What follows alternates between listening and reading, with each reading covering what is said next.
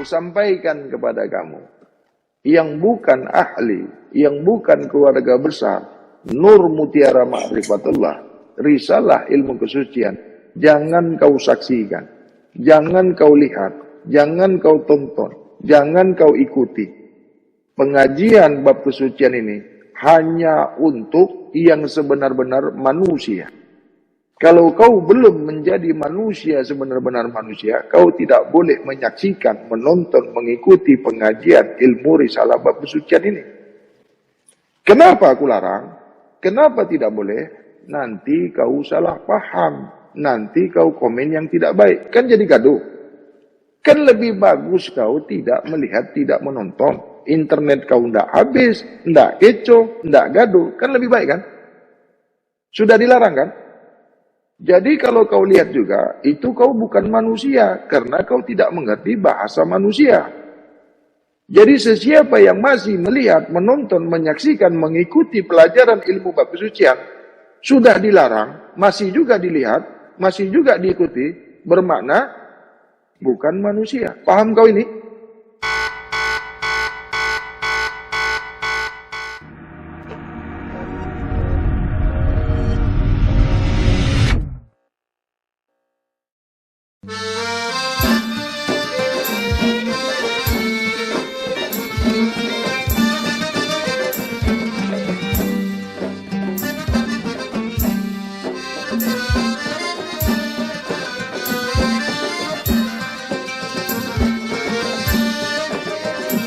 Assalamualaikum warahmatullahi wabarakatuh. Tuan-tuan dan puan-puan yang senantiasa mensucikan diri zahir dan batin, kepada seluruh ahli keluarga besar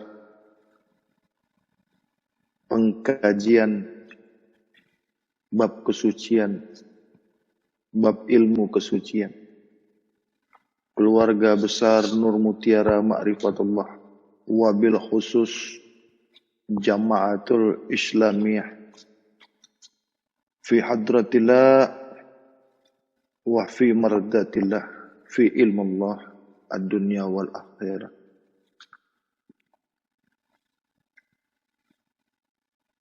Sentiasa rahmat dan hidayah Allah atas rahmat dan hidayah,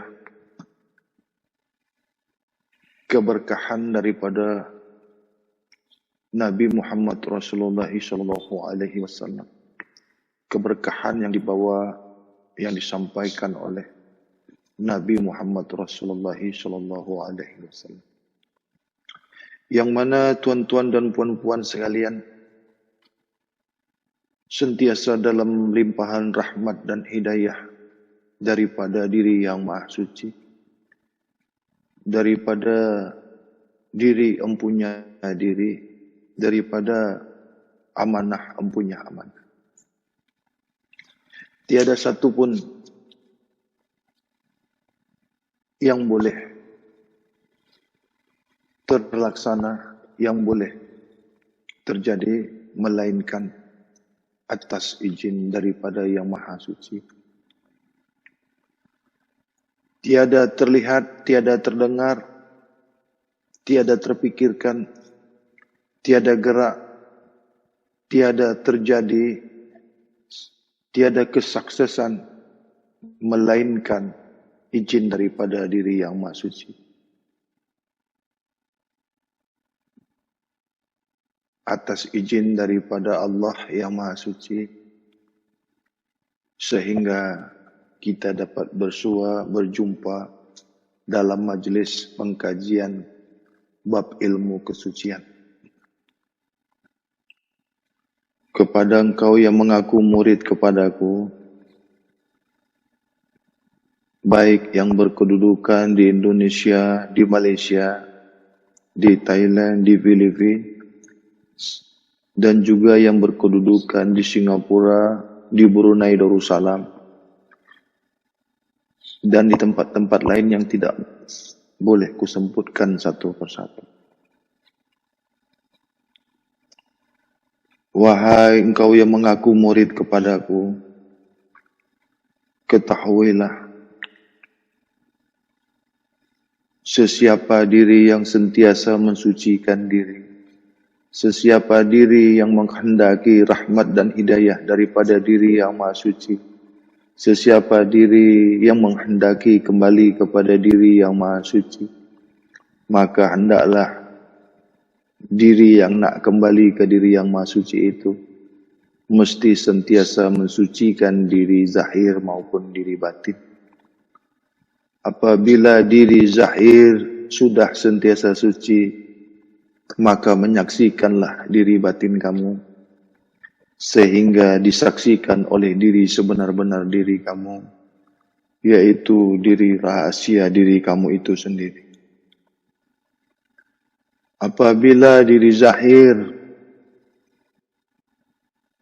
disaksikan oleh diri sirullah, diri rahasia, maka diri sirullah, diri rahasia kamu itu yang membawa penyaksian kepada diri maha suci.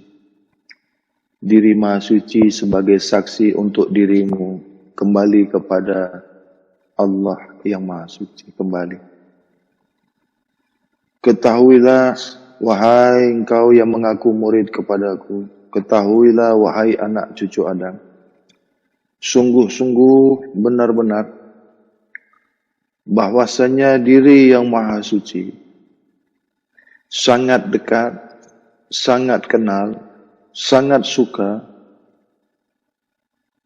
sangat-sangat ridha kepada sesiapa yang sentiasa mensucikan dirinya. Ketahuilah diri Allah itu, diri yang bernama, yang berasma Allah itu, suka, reda, dekat kepada diri yang sentiasa mensucikan dirinya. Tidaklah kau disuka Allah, wahai diri, tidaklah Allah suka kepadamu, melainkan engkau sentiasa suci zahir dan batinmu.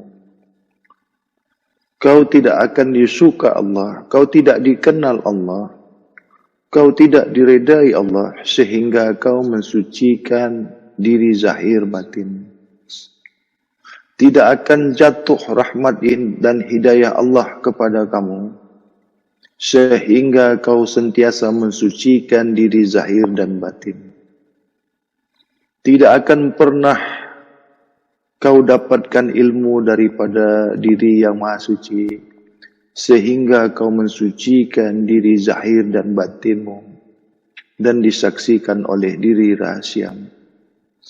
Tidaklah kau pernah mendapatkan kedudukan yang tertinggi di diri maha suci, sehingga kau sentiasa mensucikan diri zahir batinmu, sehingga disaksikan oleh diri sebenar-benar dirimu, yaitu diri rahasia.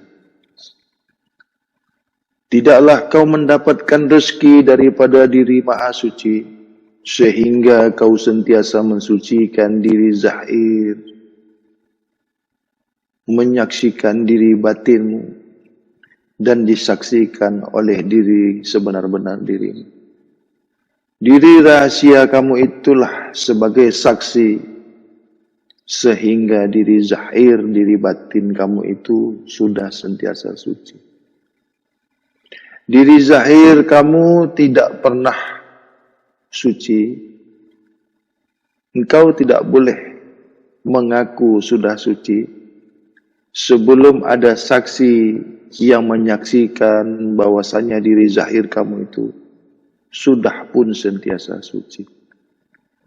Apabila tidak ada yang menyaksikan dirimu sudah sentiasa suci, maka batallah kesucian diri zahir, batal kesucian diri batinmu, dan tidak pernah disaksikan oleh diri sebenar-benar diri kamu. Ketahuilah, wahai diri, apabila tiada saksi yang menyaksikan diri kamu sudah sentiasa suci, maka kau tidak pernah suci. Apabila dirimu tidak pernah suci, Allah tidak suka kepadamu. Allah tidak reda kepadamu. Kau tidak pernah mendapat rahmat dan hidayah daripada diri yang maha suci. Kau tidak pernah mendapat kembali, kau tidak akan boleh kembali kepada diri yang maha suci. Kau tidak akan dikembalikan kepada diri empunya diri. Kau tidak dapat kembali amanah kepada empunya amanah kembali. Bagaimana apabila diri yang maha suci tidak pernah mau menerima diri kita kembali? Bagaimana yang kita ini esok tiada tempat untuk diri kita kembali kepada diri yang maha suci? Diri yang maha suci tidak mau menerima diri kita kembali. Diri yang maha suci tidak mengakui diri kita kembali. Yang asal mulanya, yang awalnya, diri kita ini daripada tajalli diri maha suci. Yang awalnya diri kita ini dizahirkan, dinyatakan, diwujudkan oleh diri yang maha suci. Yang mana Rabbul Izzati menciptakan, menjadikan, mewujudkan, menzahirkan diri Rabbul Alamin, maka tajallilah rahmatan lil alamin, zahirlah Nabi Muhammad rahmatan lil alamin. Nyata senyata-nyatanya, zahir sezahir-zahirnya, sempurnanya tajallinya Adam. Sempurnanya Adam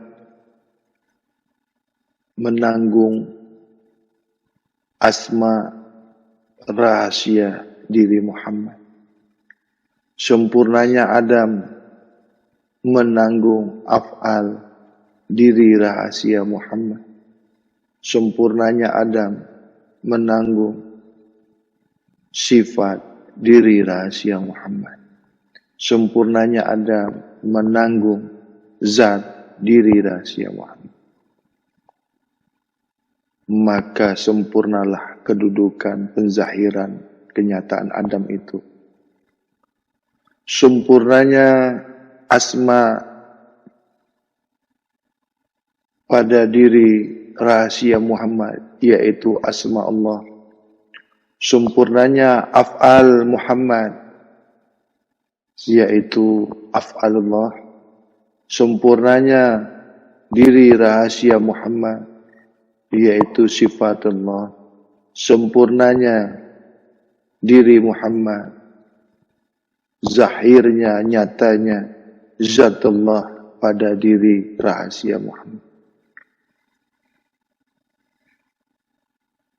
Ketika asma Allah, af'alullah, sifatullah, zatullah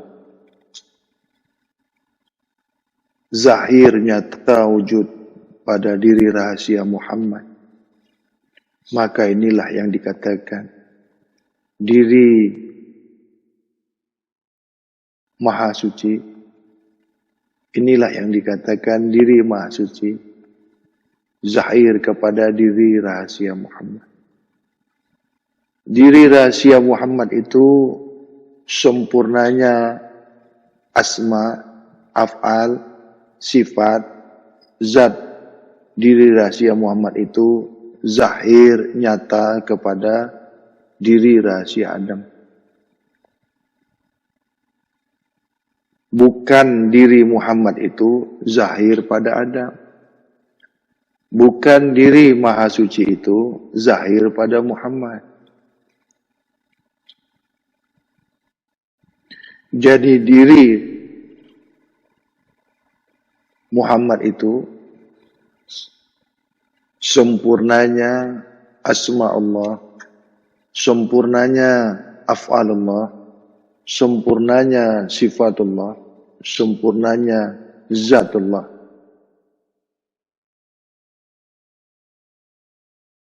Asma'ullah, af'alullah, sifatullah, zatullah, esa kepada diri rahasia Muhammad. Zahir asma'ullah, af'alullah, sifatullah, zatullah itu pada diri rahasia Muhammad.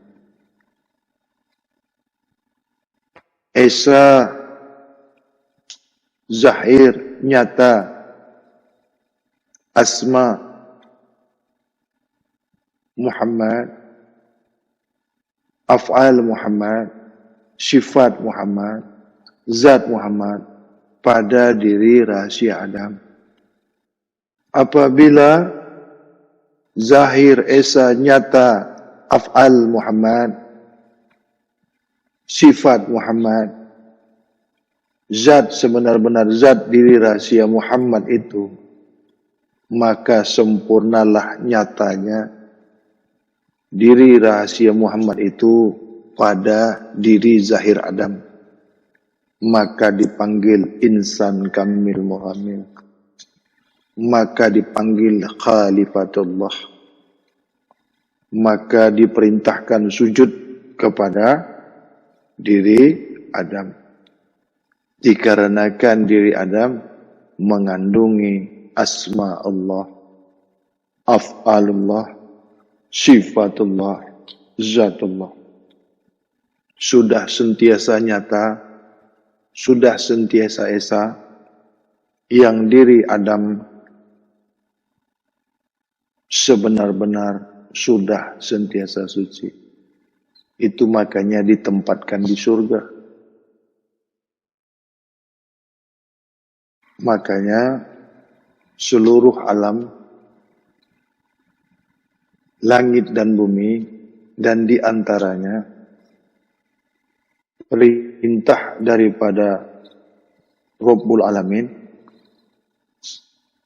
sujud kepada diri kecuali iblis. Jadi apabila dirimu tidak pernah mau suci, apabila diri zahirmu tidak pernah mau engkau sucikan, maka tiadalah diri batin, maka tiadalah diri rasamu, maka tiadalah diri akal pikiranmu, maka tiadalah diri penglihatanmu, maka tiadalah diri pendengaranmu. Apabila yang zahir tubuh jasad jasmani kamu tidak pernah kau sucikan, maka gerak bukanlah gerak daripada batin, maka penglihatan bukanlah dari penglihatan batin, maka pendengaran bukanlah pendengaran dari batin, maka rasa bukanlah dari perasaan batin. Apabila diri jasmani, tubuh jasad, tubuh kasarmu ini tidak pernah kau sucikan, tidak pernah mau kau sucikan, dan kau ini sentiasa kotor, maka penglihatan zahir kamu itu bukanlah penglihatan daripada diri rahasia. Pendengaran zahir kamu itu bukanlah pendengaran dari diri rahasia. Rasa zahir kamu itu, yang boleh kau merasa itu, bukanlah rasa daripada diri rahasia kamu. Lalu siapa yang memberi kau penglihatan? Lalu siapa yang memperdengarkan telinga kamu? Lalu siapa yang memikirkan yang hati kamu itu boleh merasa? Yang pikiran kamu itu boleh berpikir, itu siapa? Batin kita ini tidak esa, tidak satu kepada zahir kita. Siapa yang menggerakkan kita?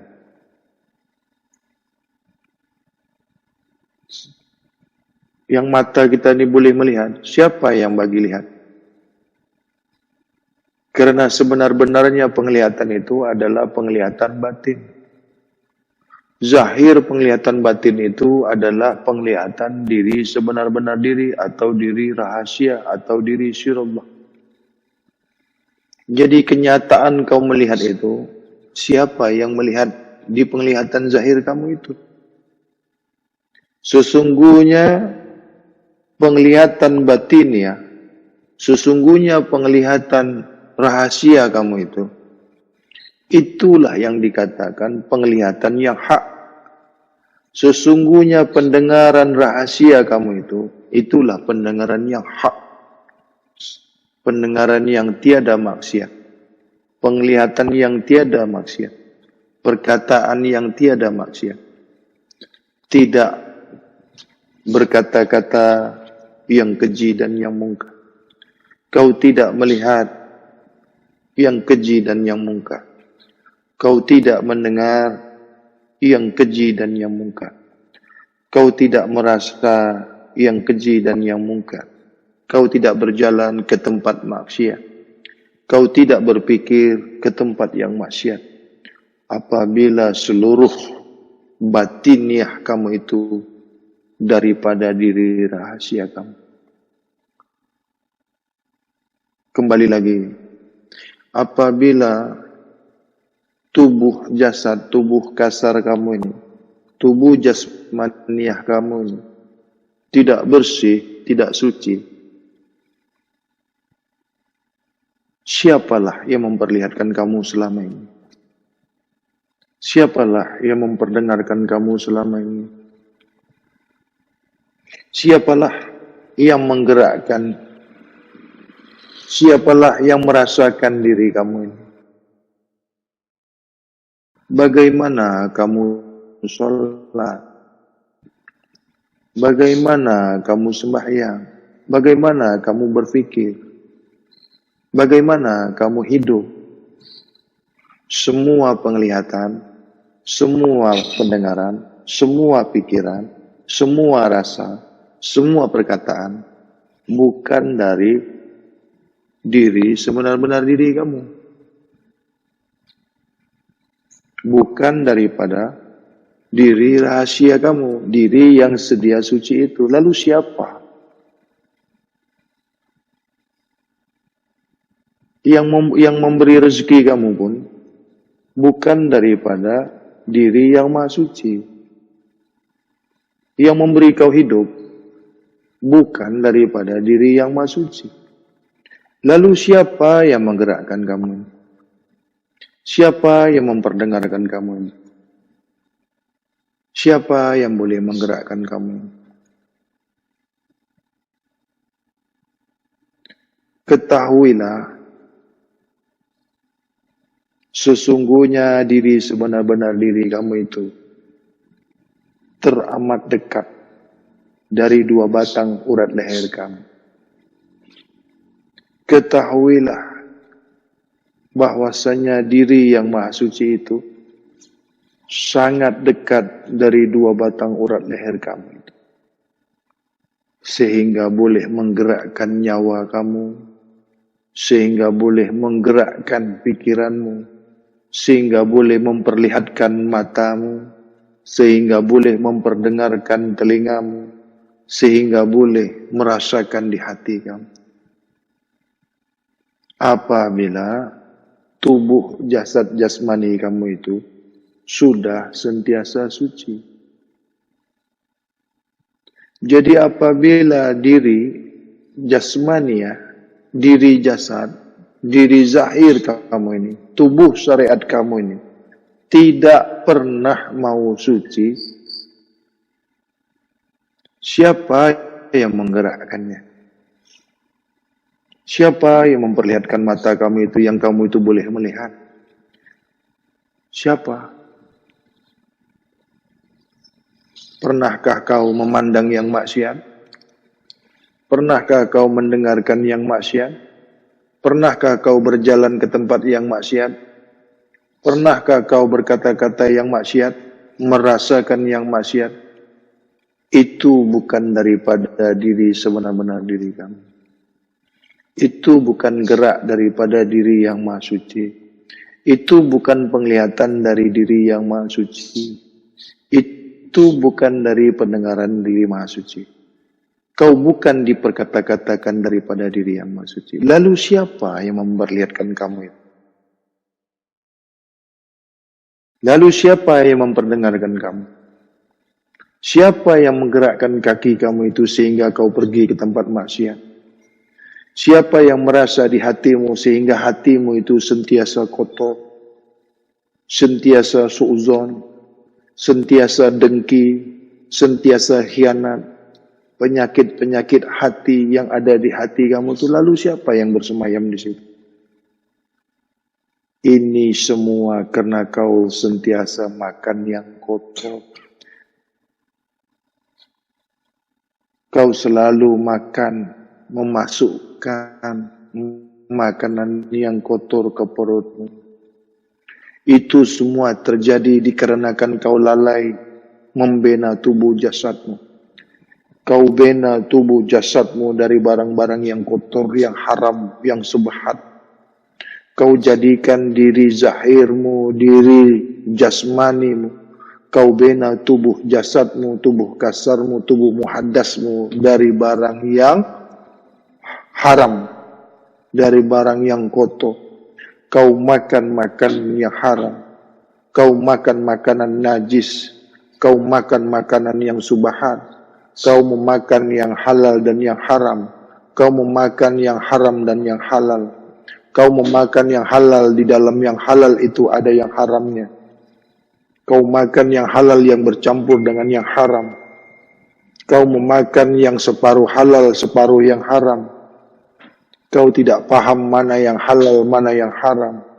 Kau tidak boleh merasa mana yang kotor, mana yang bersih. Kau tak pandai memikirkan mana yang halal sebenar-benar halal, mana yang haram sebenar-benar haram. Kau tak dapat berpikir. Kau tidak mampu memikirkan, memilih, mengetahui apa yang kau makan itu adalah haram dan halal. Kau tidak mampu berpikir, kau tidak mampu melihat, kau tidak mampu memilih mana yang separuh halal, mana yang separuh haram. Karena kekotoran-kekotoran hatimu, karena kekotoran-kekotoran pikiranmu, karena kekotoran-kekotoran batinmu itu, dikarenakan kekotoran zahirmu. Sehingga khatamallahu ala qulubihim wa ala sam'ihim wa ala absarihim wa isawah wa lahum azabun azim. Kau mengotori pandanganmu dengan makananmu yang kotor. Kau mengotori pendengaranmu dengan makananmu yang kotor. Kau mengotori pikiranmu dengan makananmu yang kotor. Kau mengotori hatimu dengan makananmu yang kotor. Ketahuilah, apa yang kau makan dan minum itu akan menjadi darah dan daging. Darah dan daging kamu itu membina tubuh jasmanimu, tempat bersemayamnya diri batinmu itu. Diri batinmu itu tempat bersemayamnya diri rahasia.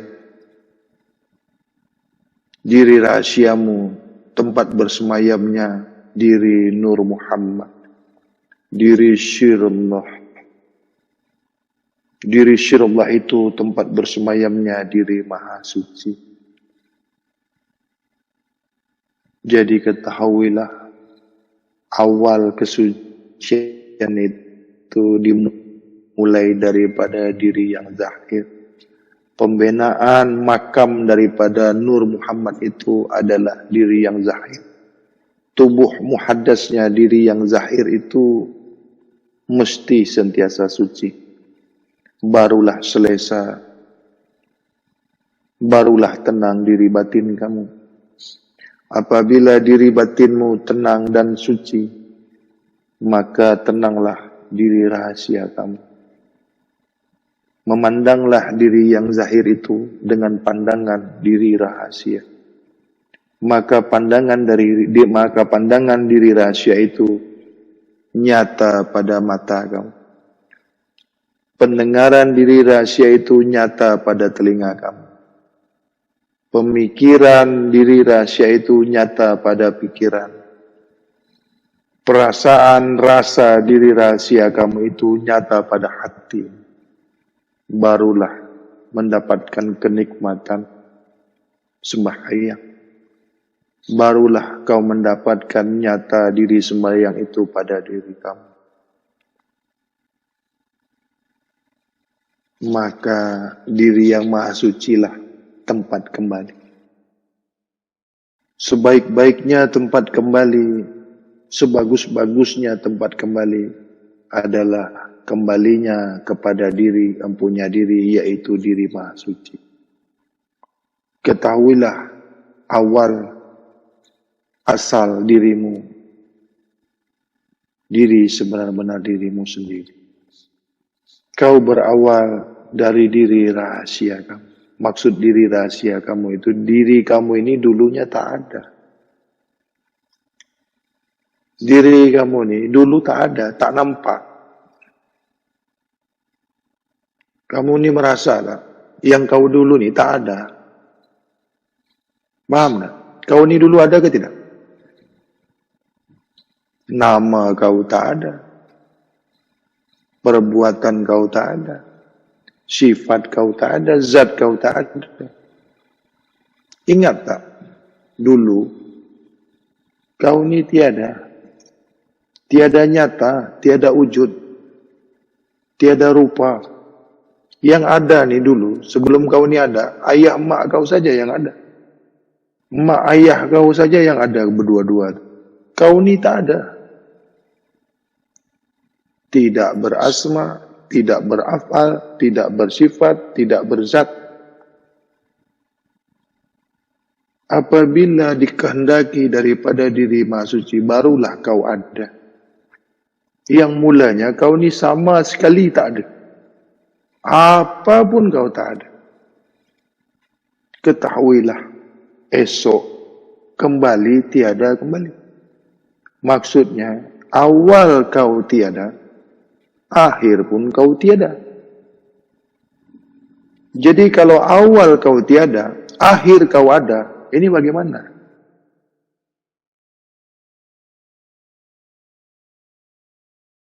Kalau dulunya, awalnya, mulanya kau ni tiada, akhirnya kau ada, ini bagaimana?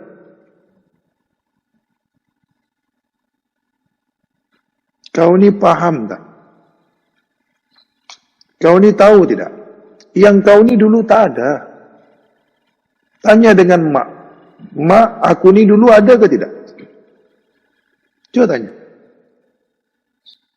Begitu juga kau ni sekarang. Anak kau ni dulu ada ke tidak? Kau dengan istri kau saja kan? Kau dengan bini kau saja dulu ada kan? Sekarang ni kan? Selepas tu baru ada Dari mana anak kau tu? Anak kau tu dari mana? Dari yang dari tak ada.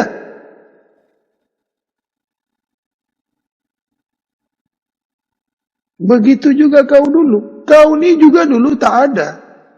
Anak kau pun juga dulu tiada. Sekarang ada. Lepas tu, siapa yang adakan kau ni? Siapa yang adakan anak kau ni?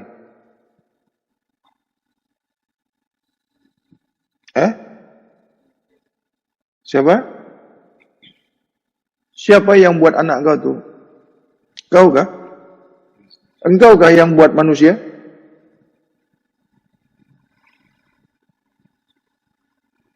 Mengapa boleh ada? Anak kau tu, siapa yang buat? Engkau kah?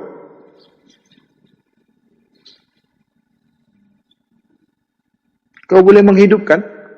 Engkau boleh menjadikan? Syirik sudah.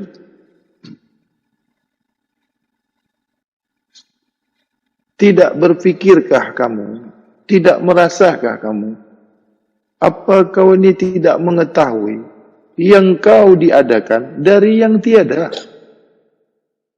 Kau diadakan yang mulanya kau ini tak ada. Esok akhirnya kau mestilah tiada kembali.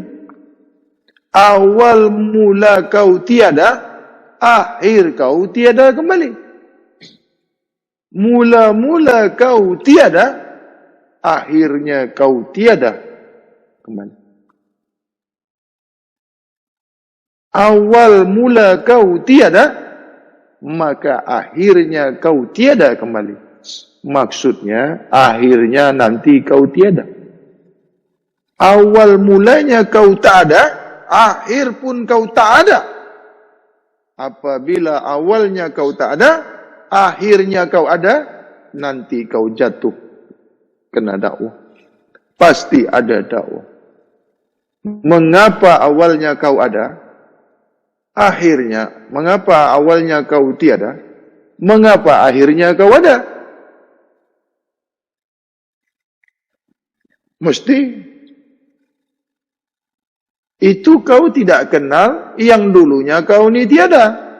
Ini kau tak paham, yang kau mula-mulanya tiada. Maksudnya, amanah daripada diri yang masuci ini, tiada asma, tiada af'al, tiada sifat, tiada zat. Inilah yang dipanggil datang satu masa, telah ada satu masa, masa itu kau belum boleh disebut, dikatakan, dipanggil sesuatu. Inilah makna surat Al-Insan ayat 1. Maksud telah datang suatu masa, ketika masa itu kau sesuatu yang belum boleh disebut, yang belum boleh dipanggil. Maksudnya kau tiada berasma, kau tiada berafal, kau tiada bersifat, kau tiada zat. Apa kau itu disebut apa?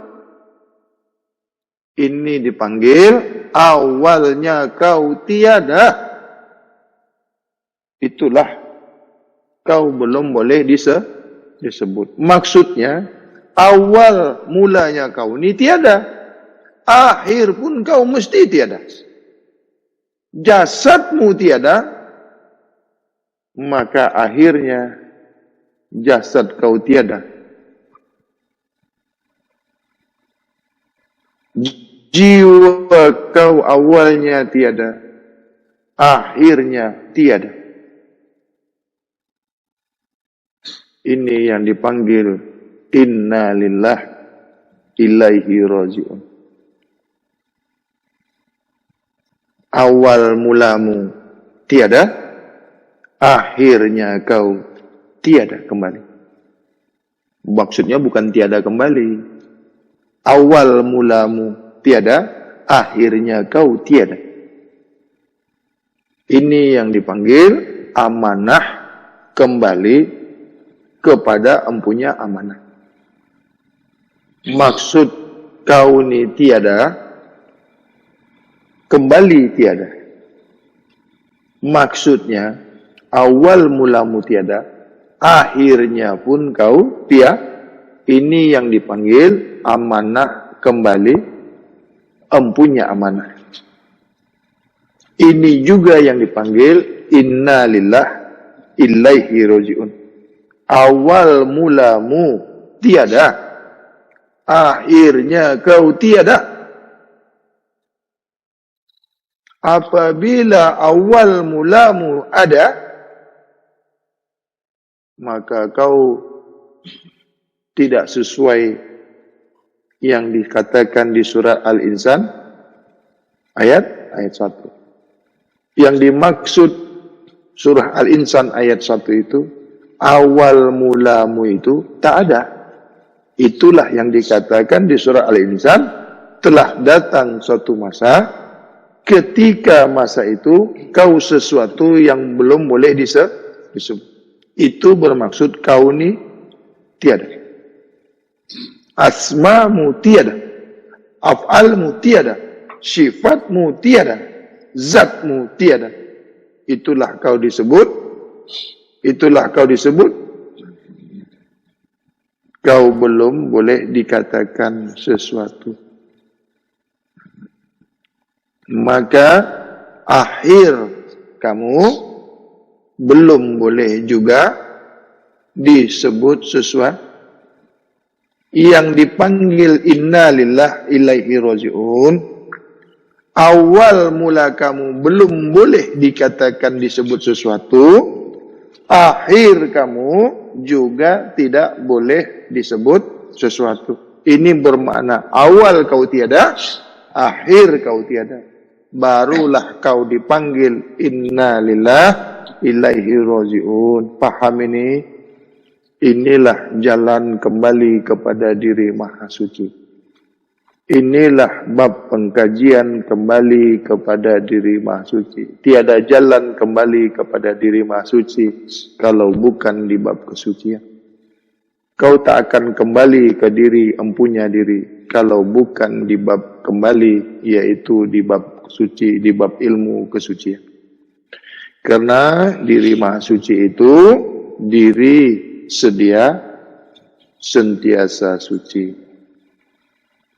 Nak kembali kepada diri Maha Suci, diri zahir, diri batin mesti sentiasa suci. Apabila diri zahir, diri batin tidak suci, kau tidak akan pernah kembali kepada empunya dirimu. Kau tidak akan pernah kembali kepada diri yang Maha Suci. Kau tidak pernah kembali kepada Allah. Maka kau kullu nafsin ja'ikatul maut. Kau kullu nafsin ja'ikatul maut. Engkau kembali ke tanah. Engkau masuk ke dalam tanah. Kau dimatikan. Apabila kau tidak pernah mau suci, maka kau sudah minta dimatikan. Kau sudah minta dibinasakan. Kau sudah minta dihancurkan. Kau sudah minta dimasukkan ke dalam kubur.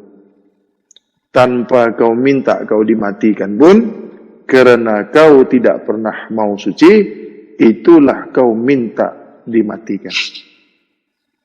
Kau minta dibinasakan. Maksudnya kau tidak pernah mau suci itu, tanpa kau sedar, tanpa kau ketahui, kau minta dimatikan. Apabila kau sentiasa suci, itulah permintaanmu dikembalikan. Apabila diri zahir batinmu sentiasa suci, itulah kau minta dikembalikan kepada diri yang maha. Apabila kau tidak pernah suci zahir batinmu, itulah kau minta dikuburkan. Kau minta dibinasakan. Kau minta dimatikan. Sudah paham ini? Jadi yang mematikan kau itu diri kau sendiri. Jadi kau dibinasakan itu permintaan dirimu sendiri. Allah tak matikan kita, kecuali kita minta dimatikan. Kerana kita tidak pernah mau suci, tak akan pernah kembali kepada diri yang maha suci. Sesiapa yang tidak pernah mau mensucikan diri zahir batinnya, itulah dia minta dibinasakan, minta dimatikan. Maka akhir daripada hidupnya, akhir daripada perjalanannya, dimatikan, ditanam, dikubur, karena tidak disuka diri yang maha suci. Apabila kita tidak disuka oleh diri yang maha suci, kita ni nak kemana? Bumi diri maha suci yang punya. Langit diri maha suci yang punya. Langit dan bumi dan diantaranya milik Allah yang maha suci. Tanah kubur ni pun milik Allah yang maha suci. Kepunyaan Allah yang maha suci. Jadi kalau kita ni tak suci, kita nak di mana?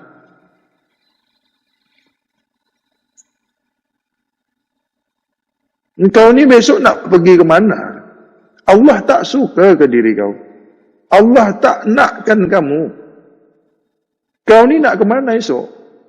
Nak ke kubur? Allah punya. Nak letak di mana kau ni esok?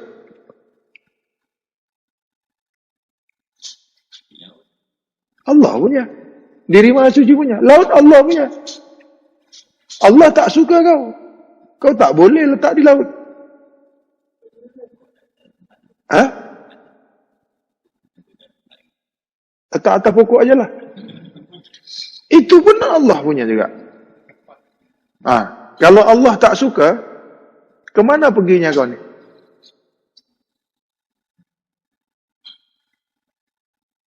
Sedarkah kamu ni? Ingatkah kamu? Apabila diri Maha Suci tak suka kau, tengok esok. Tunggu esok.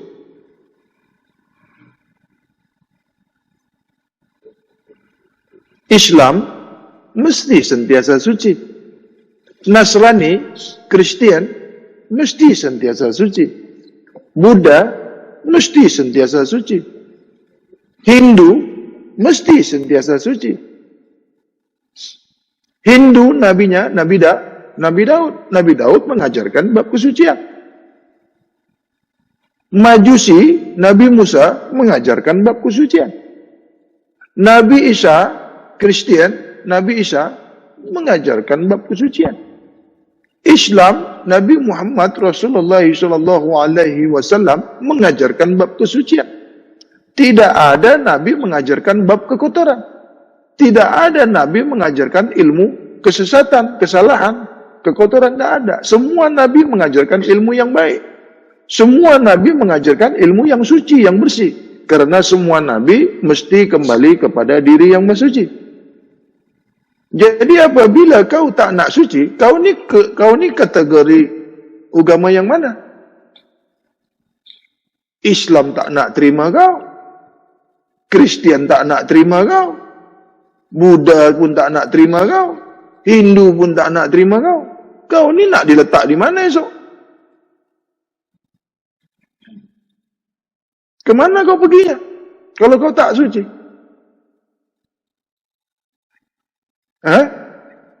Dibuai-buai aja. Jadi haiwan lah. Itu makanya ditanam. Ditanam pun bumi ini milik Allah yang Maha Suci. Kau tak akan ditanam dah. Life.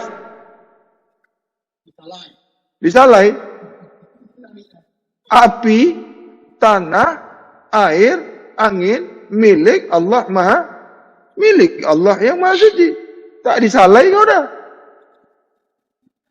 Api Allah punya apa? Angin Allah punya. Milik Allah. Tanah milik Allah. Air, api, angin, tanah kepunyaan Allah. Kepunyaan Allah lah yang di langit dan yang di bumi dan di antaranya. Allah bagi kepada yang sentiasa suci. Diri Allah ni Maha Suci tak? Hanya untuk kepada diri yang sentiasa suci. Habis siapa yang bagi kau? Kau ni nak balik ke mana esok? Tak tahu? Kau kembali ke setan. Kau kembali ke iblis. Iblis yang ambil kau. Setan yang ambil kau. Kerana kau berasal dari setan. Kau bukan berasal daripada diri Maha Suci. Setan iblis yang ambil kau esok. Kau kotorkanlah diri kau. Kau jumpa setan iblis itu besok. Kau tidak berjumpa kepada diri yang Maha Suci. Allah yang punya semuanya. Apabila Allah tak suka kau, kemana kau perginya?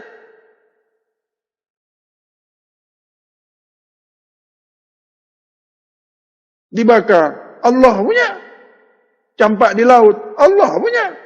Ditanam di tanah, Allah punya. Campak di langit, Allah punya. Iblis, setan yang ambil kau. Apabila kau tidak setan yang ambil kau esok. Kau pergi balik ke setan. Sebab awal mulamu setan, iblis. Kau berasal dari iblis, kau berasal dari setan. Cara hidupmu, cara setan, cara iblis. Makanmu, cara setan, cara iblis. Berkawin pun kau cara iblis, cara setan. Tuhan kau iblis, Tuhan kau setan. Karena kau tidak pernah mau suci. Karena kau tidak pernah mensucikan dirimu. Kau tidak paham yang kau ini awal mulamu ini daripada diri yang sudah suci. Kau kembali ke setan, kau kembali ke iblis. Cara makanmu, cara setan. Semua kau makan, semua kau masukkan ke perutmu. Otakmu kotor, hatimu kotor, jiwamu kotor. Nafsu kau tidak terkendali. Itulah kau setan yang nyata. Kau bukan manusia, kau iblis yang nyata. Semua kau masukkan ke perutmu. Yang haram, yang halal kau katakan, tetapi masih ada yang haram. Kau katakan makanan kau bersih, tapi masih ada yang kotornya. Kau tidak akan kembali kepada diri yang maha suci. Allah tak terima diri kau itu. Maka setan iblislah yang mengambil kau esok.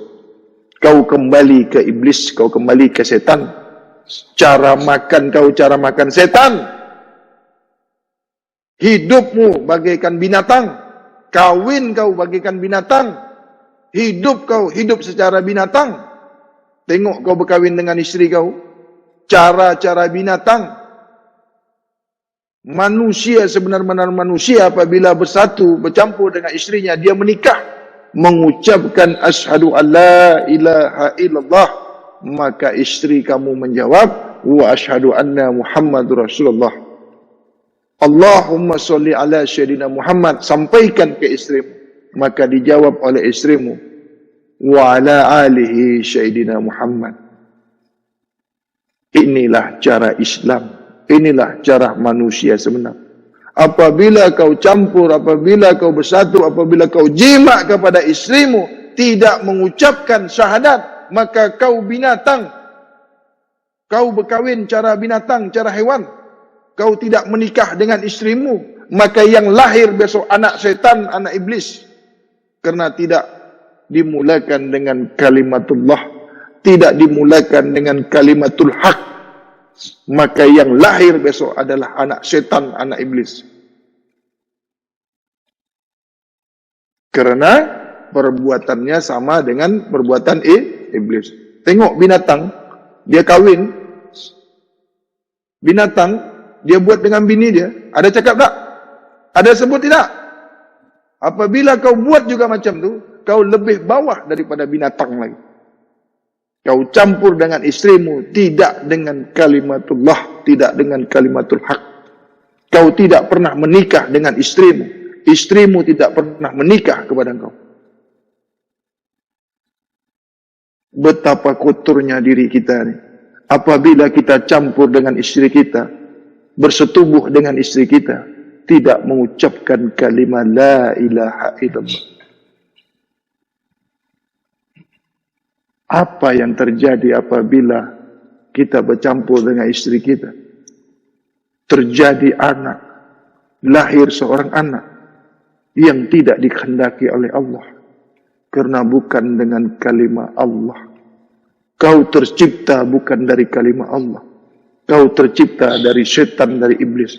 Maka semasa kau jima, semasa kau campur dengan istrimu, disitulah masuknya setan iblis itu. Setan iblis itu beserta semasa kau jima dengan istrimu. Coba perhatikan binatang tu. Begitulah kau. Di mana kau ni mengaku manusia? Di mana kau mengaku Islam? Yang selama hidupmu tidak pernah menikah. Kau hanya dinikahkan, tapi kau tidak pernah menikah. Kau tidak pernah menikah. Sudahlah makan cara hewan, hidup cara binatang, berkawin pun cara binatang juga. Apalah jadinya kau ni? Makan semua kau makan. Kau tak tahu mana makanan yang haram, mana makanan yang halal. Yang halal kau makan, yang haram kau makan juga. Di dalam yang halal itu ada yang haram kau makan juga. Apa itu makanan yang halal dan makan yang haram? Tahu ke tidak? Tahu ke tidak? Daging itu halal. Darah yang ada di daging itu haram. Di surat Al-Maidah ayat 3, darah itu haram. Daging lembu itu halal. Daging lembu itu halal. Darah lembu itu haram. Darahnya itu haram. Darah binatang itu haram. Tidak boleh dimakan. Kau makan daging, kau termakan darah. Sebab darah itu rumahnya daging. Darah itu tempatnya di daging. Daging itu tempatnya darah. Apabila kau makan daging, kau makan darah. Tidak kau tahu, tidak kau sedar, kau makan darah. Walaupun sedikit, hukumnya haram. Walaupun setetes, hukumnya haram. Di surat Al-Maidah ayat 3, tiada kecualinya. Allah haramkan darah, tidak ada kecuali. Semua darah itu haram. Kalau dalam bab kesucian. Ini untuk kaum hawasul hawas. Ini untuk kaum bab kesucian. Bagaimana di bab awam? Bagaimana di bab syariat? Boleh. Ya? Ingat, aku tidak menyampaikan untuk kaum syariat. Tidak. Yang ku sampaikan ini, kajian ini bukan untuk kaum syariat. Bukan untuk kaum tarekat. Bukan untuk kaum hakikat. Bukan untuk kaum makrifat. Tidak. Jadi kalau kau syariat, tarekat, hakikat, makrifat, kau jangan masuk di kajian ini. Kenapa? Di bab syariat, di bab awam, darah itu boleh dimakan. Darah hewan, darah ayam, darah ikan. Sudah dimasaknya, sudah dibersihkannya, sudah dicucinya, boleh dimakan. Ya. Dagingnya halal, darahnya juga halal kata dia. Itu di bab syariat. Di bab syariat. Salah ke itu? Tidak salah. Itu berpulang hak masing-masing dalam bagaimana beragama. Kita jangan gaduh. Ya? Kita syahadat, kita solat, kita puasa, kita zakat, kita mengerjakan, menunaikan ibadah haji. Mereka juga menunaikan sama dengan kita. Solat kita subuh, zuhur, asar, maghrib, isya. Subuh 2 rakaat, zuhur 4 rakaat, asar 4 rakaat, maghrib 3 rakaat, isya 4 rakaat, jumlah keseluruhannya 17 rakaat. Syahadat kita, asyhadu an la ilaha illallah wa asyhadu anna Muhammadur Rasulullah. Sama. Pergi ke tanah suci, Makkatul Mukarramah, Madinatul Munawwarah, sama. Puasanya di bulan suci Ramadan, sama. Zakatnya juga sama. Mana yang berbeza? Mana yang berbeza? Makannya berbeza. Kita tidak sembarang kita pilih-pilih kita pandai memilih makanan.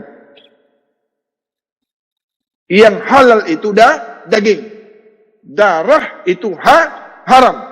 Darah apapun itu. Darah ayam kah, darah ikan kah, darah lembu kah, tiap-tiap darah itu haram. Setetes pun haram, banyak pun haram. Ingat itu.